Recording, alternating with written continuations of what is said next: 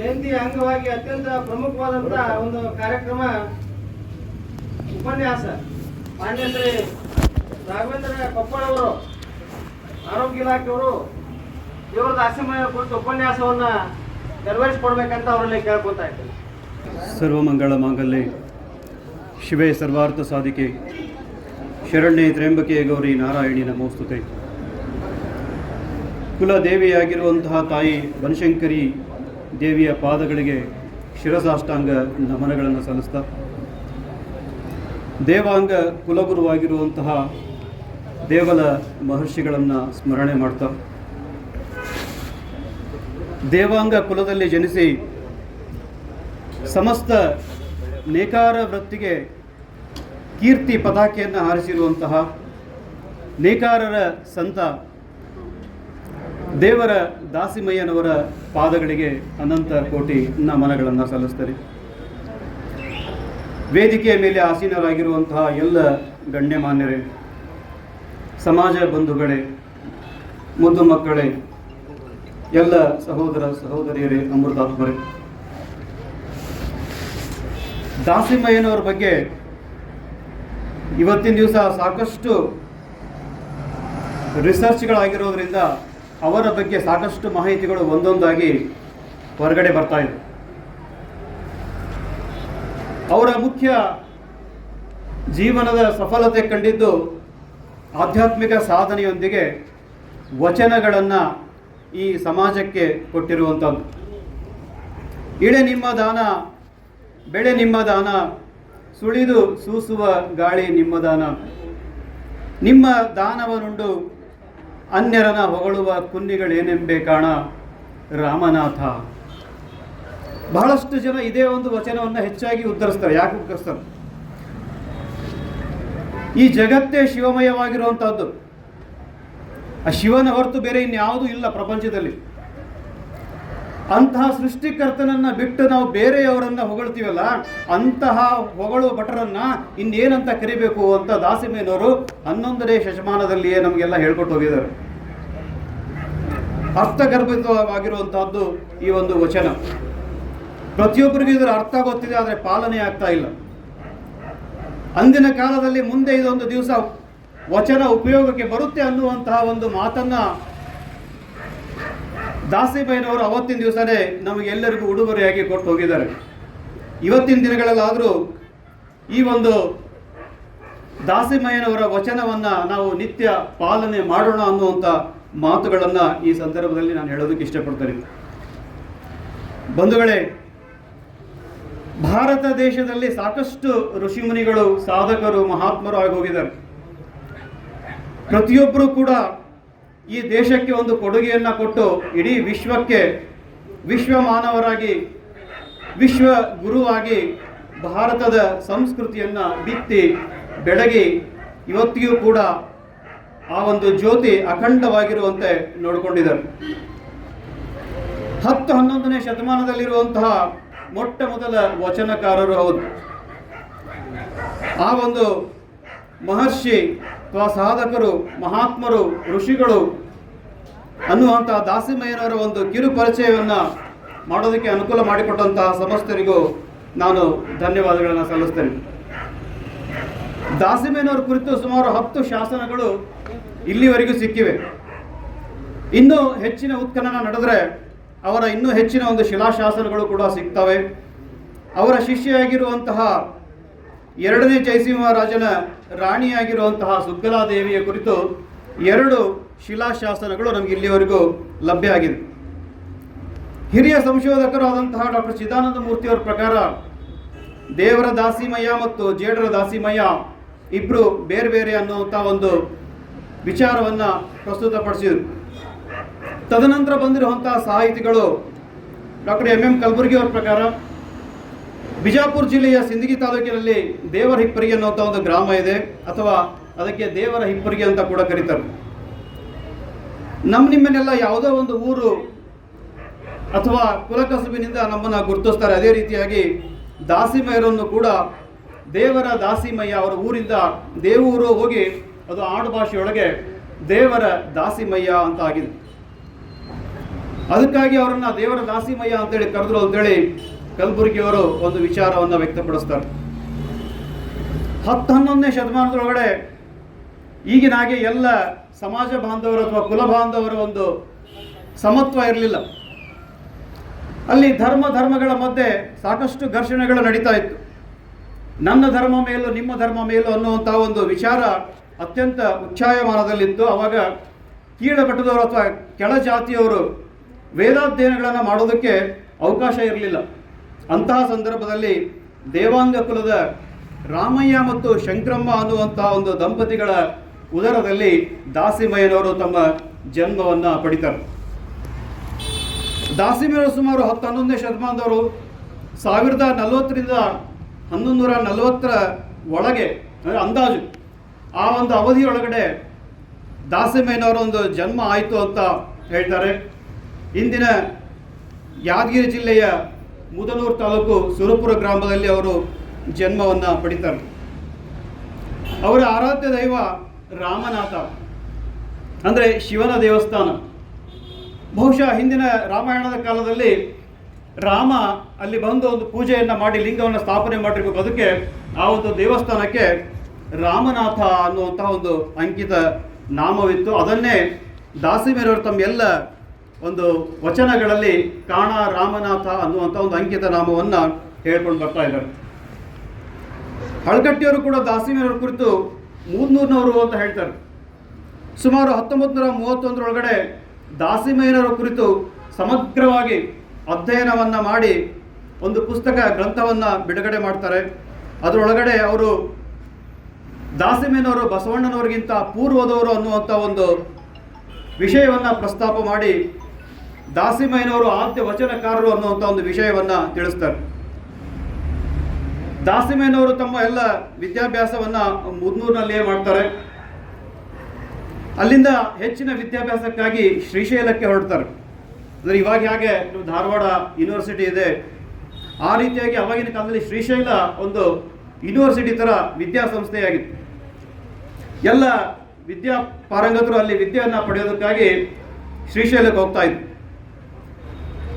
ಅಲ್ಲಿನ ಶೈವ ಗುರುಗಳಾಗಿರುವಂತಹ ಚಂದ್ರಕುಂಡಲ ದೇಶಿಕೇಂದ್ರ ಶಿವಾಚಾರ್ಯರಿಂದ ಲಿಂಗ ದೀಕ್ಷೆಯನ್ನು ಪಡೆದುಕೊಂಡು ತಮ್ಮ ಶಾಸ್ತ್ರಾಭ್ಯಾಸವನ್ನು ಮಾಡ್ತಾರೆ.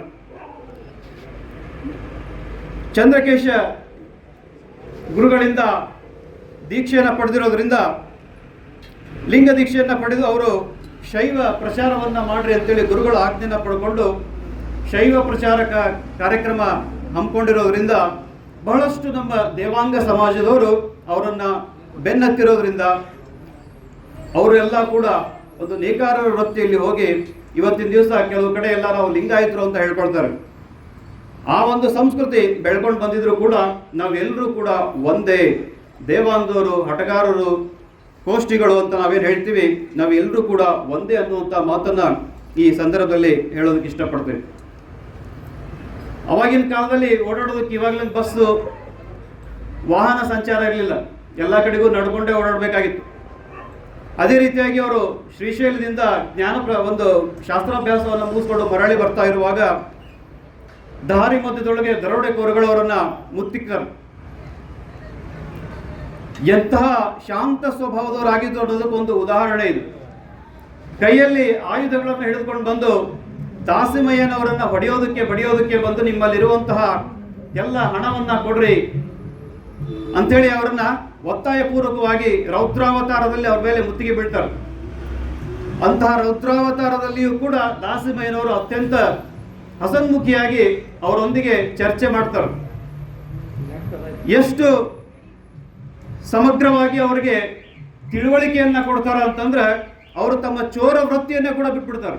ಚೋರ ವೃತ್ತಿಯನ್ನ ಬಿಟ್ಟು ದಾಸಿಮಯ್ಯನವರ ದಾಸರಾಗಿ ಅವರ ಶಿಷ್ಯರಾಗಿ ಪರಿಣಮಿಸ್ತಾರೆ. ಅಂತಹ ಮನಪರಿವರ್ತನೆ ಮಾಡುವಂತಹ ಶಕ್ತಿ ಕೂಡ ಅವರಲ್ಲಿ ಇತ್ತು ಅನ್ನುವಂಥ ಒಂದು ಈ ವಿಷಯವನ್ನ ತಮಗೆ ತಿಳಿಸೋದಕ್ಕೆ ಇಚ್ಛೆ ಪಡ್ತೇನೆ. ಕೊಟ್ಟಲಕೇರಿ ಇದು ಚಾಲುಕ್ಯ ಅರಸ 2ನೇಯ ಜಯಸಿಂಹನ ರಾಜಧಾನಿಯಾಗಿತ್ತು. ಇಲ್ಲಿ ಜೈನ ಧರ್ಮದ ಪಂಡಿತರನ್ನ ವಾದದಲ್ಲಿ ಸೋಲಿಸಿ ಅವರಿಗೂ ಕೂಡ ಶೈವ ಧರ್ಮವನ್ನು ಬೋಧನೆ ಮಾಡ್ತಾರೆ. ನಾನು ಈಗಾಗಲೇ ಹೇಳಿದೆ, ಅವಾಗಿನ ಕಾಲದಲ್ಲಿ ಧರ್ಮಗಳ ಮಧ್ಯೆ ಅತ್ಯಂತ ತುರುಸಾದಂತಹ ಚರ್ಚೆಗಳು ನಡೀತಾ ಇತ್ತು. ಅವಾಗಿನ ಕಾಲದಲ್ಲಿ ಜೈನ ಧರ್ಮ ಅತ್ಯಂತ ಉನ್ನತ ಸ್ಥಾನದಲ್ಲಿತ್ತು. ಎಲ್ಲರೂ ಕೂಡ ಜೈನ ಧರ್ಮಕ್ಕೆ ಬದಲಾಗಿ ಅನ್ನುವಂಥ ಒಂದು ಸಂದರ್ಭದಲ್ಲಿ ದಾಸಿಮಯ್ಯನವರು ಆ ಎಲ್ಲ ಜೈನ ಮುನಿಗಳೊಂದಿಗೆ ವಾದವನ್ನು ಮಾಡಿ ಅವರನ್ನು ತಮ್ಮ ಶಿಷ್ಯರನ್ನಾಗಿ ಮಾಡ್ಕೊಳ್ತಾರೆ. ವಾದದಲ್ಲಿ ಜಯಗಳಿಸ್ತಾರೆ.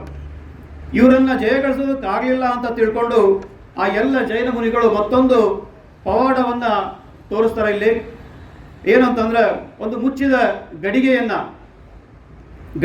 ತಂದಿಟ್ಟು ಹೇಳ್ತಾರೆ. ಆ ಗಡಿಗೆ ಒಳಗಡೆ ಘಟ ಸರ್ಪವನ್ನು ಇಟ್ಟಿರ್ತಾರೆ. ಇದಕ್ಕೆ ಘಟ ಸರ್ಪ ಪವಾಡ ಅಂತ ಕೂಡ ಹೇಳ್ತಾರೆ. ಆ ಗಡಿಗೆ ಒಳಗಡೆ ಘಟ ಸರ್ಪವನ್ನು ಇಟ್ಟು ಅವ್ರ ಮುಂದೆ ತಂದಿಡ್ತಾರೆ. ತಂದಿಟ್ಟು ಕೇಳ್ತಾರೆ ಅವ್ರಿಗೆ, ನೀವು ಶಿವ ಶಿವ ಅಂತ ಹೇಳ್ತಿರಲ್ಲ, ಎಲ್ಲ ಕಡೆಗೂ ಶಿವ ಇದಾನ ಅಂತ ಹೇಳ್ತೀರಿ, ಹಾಗಾದ್ರೆ ಈ ಗಡಿಗೆ ಒಳಗೆ ಶಿವ ಇದಾನ ಅಂತ ಕೇಳ್ತಾರೆ. ಕೇಳಿದ ತಕ್ಷಣ ದಾಸಿಮಯ್ಯನವರು ಅತ್ಯಂತ ವಿಶ್ವಾಸದಿಂದ ಹೇಳ್ತಾರೆ, ಹೌದು, ಎಲ್ಲ ಕಡೆಗೂ ಶಿವ ಇದ್ದಾನೆ, ಈ ಮಡಕೆಯೊಳಗೂ ಕೂಡ ಶಿವ ಇದ್ದಾನೆ.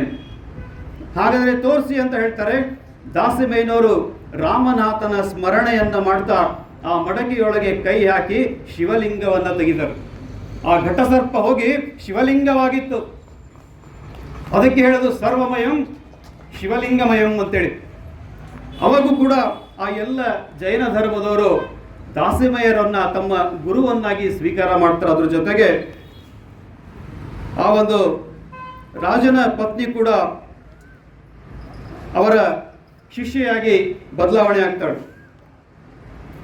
ಹೆತ್ತವರ ಇಚ್ಛೆಯಂತೆ ಮದುವೆ ಮಾಡ್ಕೊ ಅಂತೇಳಿ ತಂದೆ ತಾಯಿಗಳು ಹೇಳ್ತಾರೆ.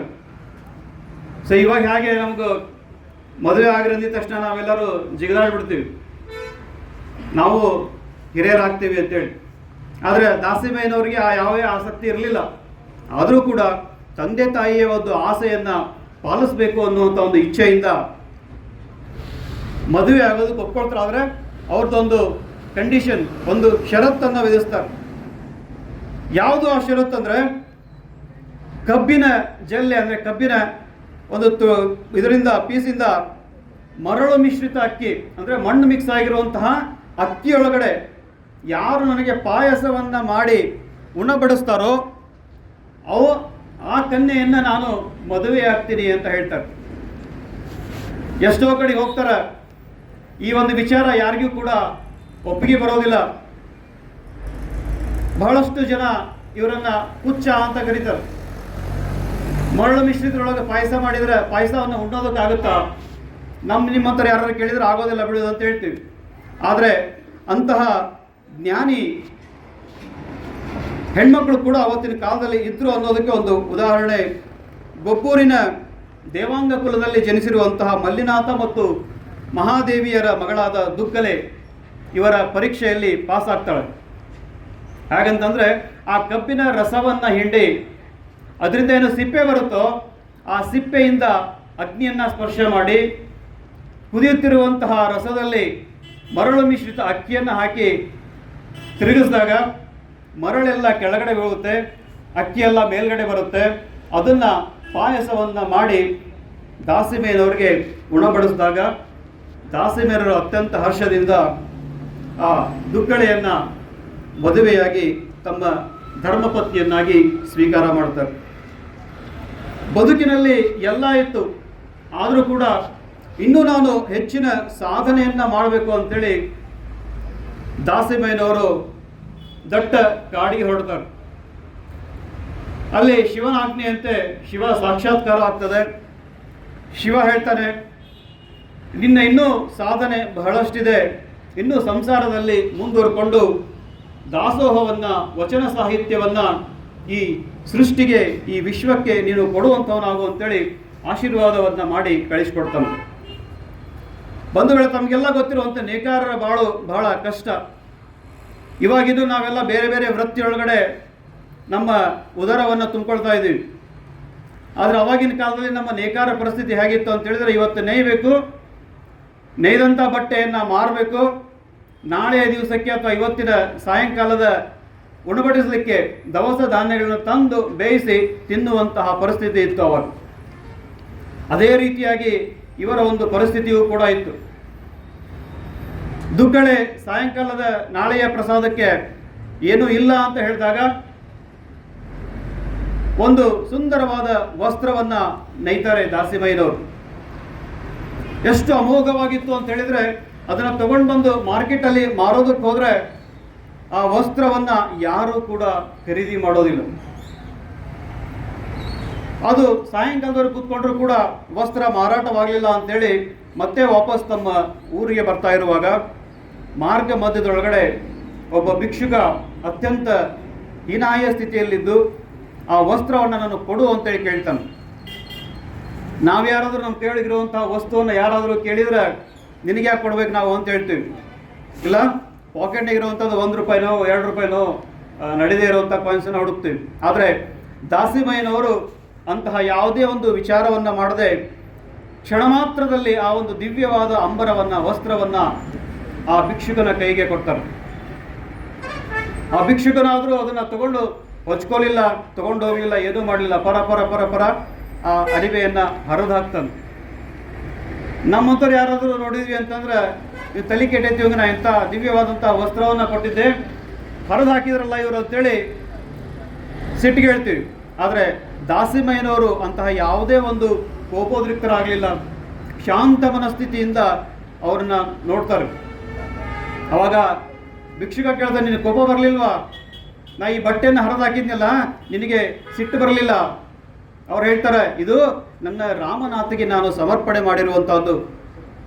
ಆ ರಾಮನಾಥಿಗೆ ಸಮರ್ಪಣೆ ಮಾಡಿದ ಮೇಲೆ ಅದು ರಾಮನಾಥನ ವಸ್ತು ಆಯಿತು, ನಾನು ಅನ್ನೋದು ಏನೂ ಇಲ್ಲ ಅಂತೇಳಿ ಹೇಳಿದಾಗ ಅವನ ಹಸಿವಾಗಿದೆ ಅಂತ ಹೇಳ್ತಾನೆ ಆ ಭಿಕ್ಷುಕ.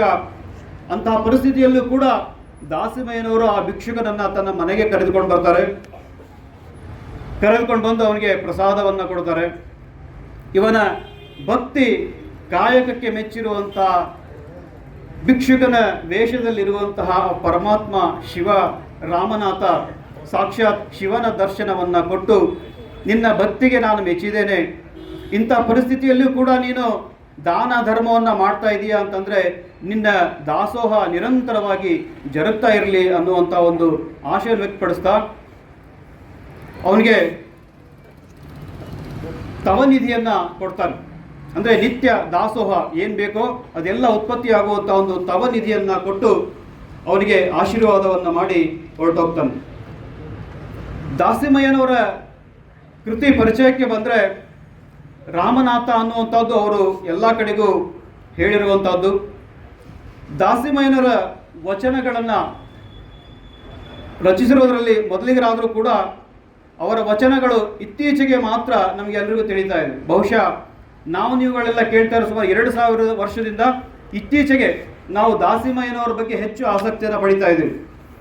ಅಲ್ಲಿವರೆಗೂ ನಮಗೆ ದಾಸಿಮಯ್ಯ ನಮ್ಮ ಕುಲಬಾಂಧವರು ಅನ್ನೋದು ಕೂಡ ನಮ್ಗೆ ಯಾರಿಗೂ ಗೊತ್ತಿರಲಿಲ್ಲ ಅನ್ನುವಂಥ ಮಾತನ್ನು ತಿಳಿಸ್ತಾ, ಯಾಕಂತಂದರೆ ಇಲ್ಲಿವರೆಗೂ ಅವ್ರ ಬಗ್ಗೆ ಯಾರೂ ರಿಸರ್ಚ್ ಮಾಡಿರಲಿಲ್ಲ, ಅಧ್ಯಾಪನೆಯನ್ನು ಮಾಡಿರಲಿಲ್ಲ.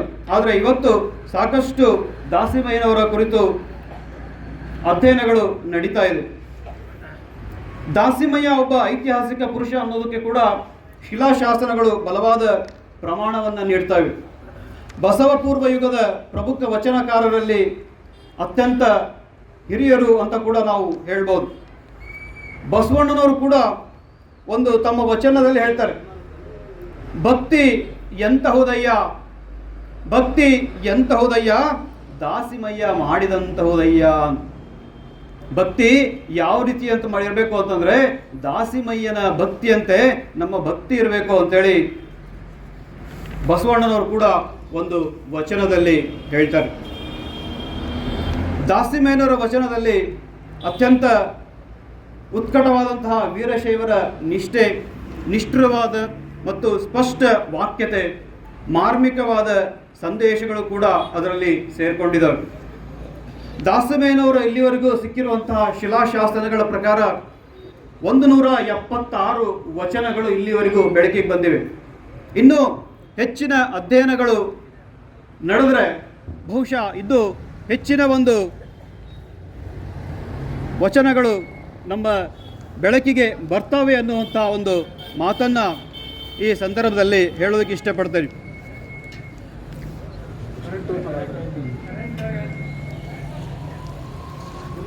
ದಾಸಿಮಯ್ಯನವ್ರಿಗೆ ಇನ್ನೂ ಹೆಚ್ಚಿನ ಒಂದು ಅವಕಾಶಗಳು, ಅವರ ಬಗ್ಗೆ ಹೆಚ್ಚಿನ ಅಧ್ಯಯನ ಜರುಗಬೇಕು.